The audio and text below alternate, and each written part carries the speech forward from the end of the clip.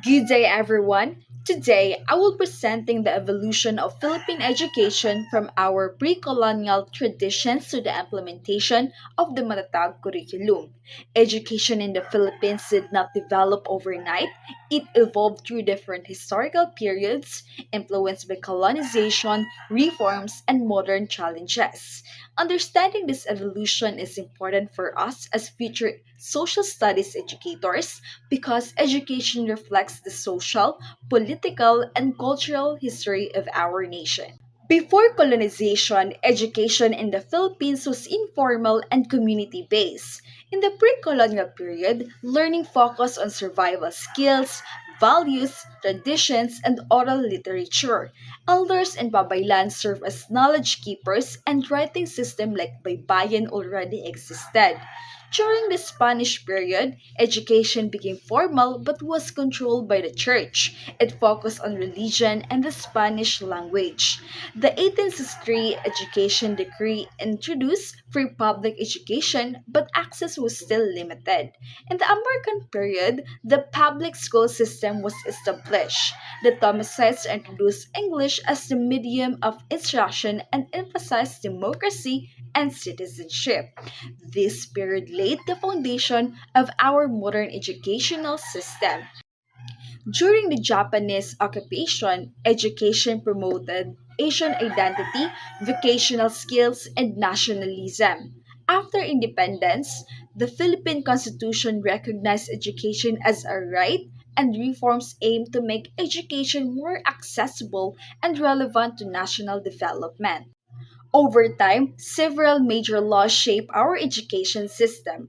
The Education Act of 1982 strengthened the structure of the school system. Republic Act 9155, also known as the Governance of Basic Education Act, empowered school heads and promoted decentralization. Republic Act 10533 or the K-12 law added senior high school to make Filipino graduates globally competitive. Inclusive education policies were also introduced to ensure the learners with disabilities, indigenous peoples, and marginalized groups receive equal educational opportunities. These reforms aim to improve quality, but challenges remain. Despite reforms, the old curriculum became overcrowded with too many competencies. Teachers struggled to cover all lessons effectively. The Philippines faced a learning crisis, especially in reading comprehension and mathematics. Many students lack strong fundamental skills, and the pandemic worsened learning gaps. Teachers also experienced heavy workloads and administrative burdens because of these issues. Curriculum reform became necessary. In response, the Department of Education introduced the Matatag curriculum in 2023. Matatag stands for making the curriculum relevant, improving delivery systems, taking care of learners, and giving support to teachers. The curriculum was decongested to focus on essential competencies.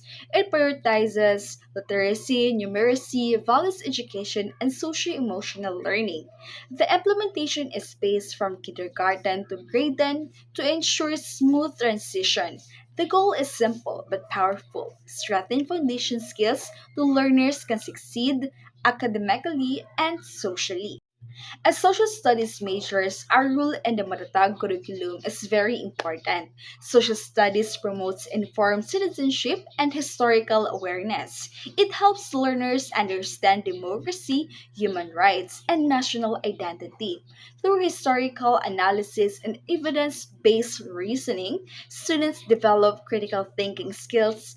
In the 21st century, learner must also develop collaboration, communication, digital literacy, and global awareness. So all of which are strengthened through social studies education. In conclusion, Philippine education has evolved from informal community learning to a structured system shaped by colonial influence and national reforms. The Baratag curriculum represents a major step forward or toward improving. So, as a future social studies educators, we are not just teaching history. We are shaping critical thinkers, responsible citizens, and nation builders. Thank you.